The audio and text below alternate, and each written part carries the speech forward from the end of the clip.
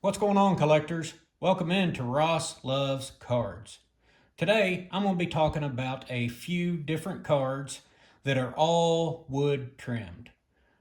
I really like things that incorporate wood, I like how interiors used to have like wood grain in cars.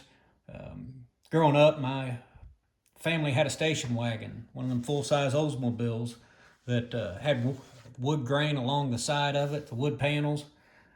One of my cousins called it the family truckster from vacation. Anyways, I love that car. Had a lot of good memories. Some of my early memories was in that car.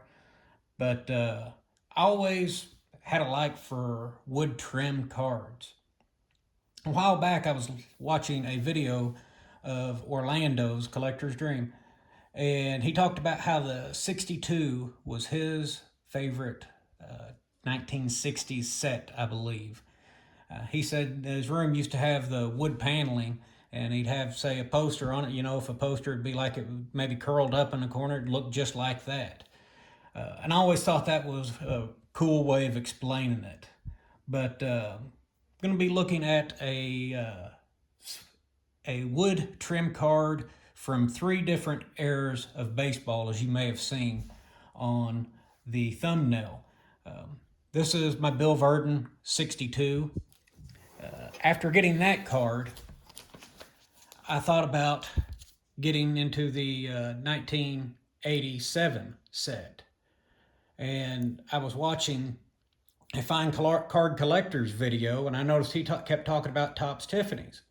So I found out they have a Top Tiffany of the 1987. So I decided I want to collect the Royals all in PSA slabs. I've got several of them here. Some of them's graded higher than others. I've got, I think, 13 total of these. And by the way, I don't think I'm going to collect all of them in PSA slabs anymore.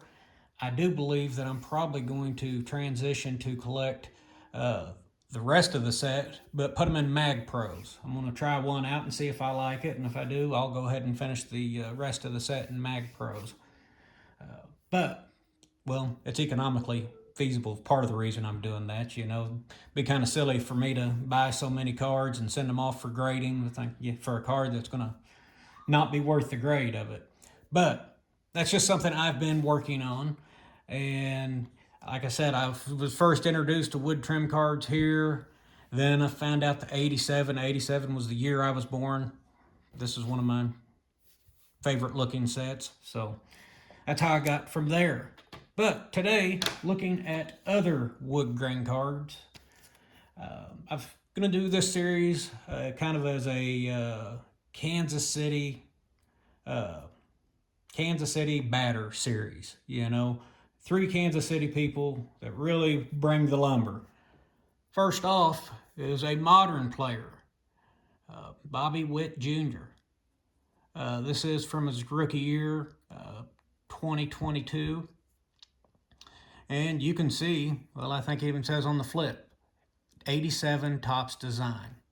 And I think you can see the similarities to that.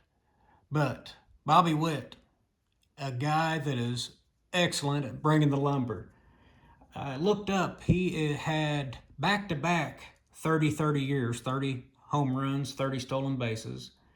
Last year he was an AL Silver Slugger, and he also had a batting title from last year.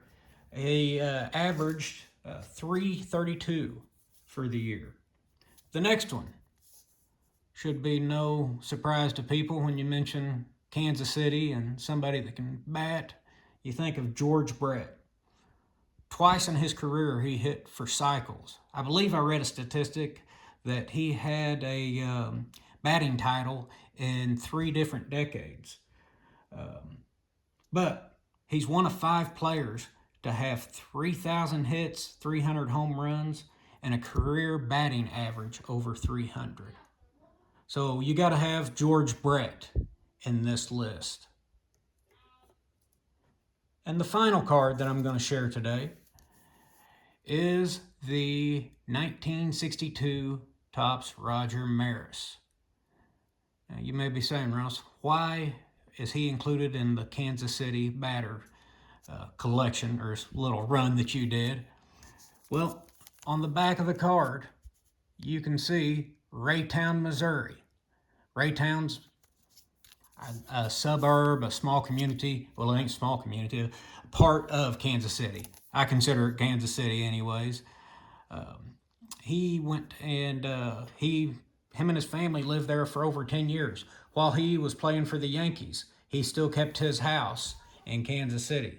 That way his family wouldn't have to move. So, Roger Maris, being a Kansas City man, I thought I would include him in this.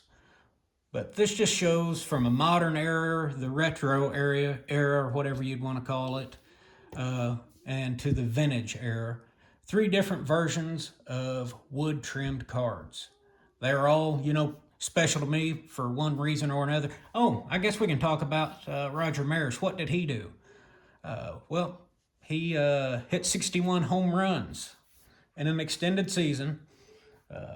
They've made a book and a movie about that, and I'd recommend both of them. But anyways, he hit 61 home runs in 1961. That feat got him the #1 card of the 62 year. That among other things. But anyways, these are 3 of my favorite batters that has ties to Kansas City, had lived in Kansas City at least for a certain amount of time, and also could swing a bat. I hope you all enjoyed looking at these 3 different eras of baseball and wood-trimmed cards. Thanks.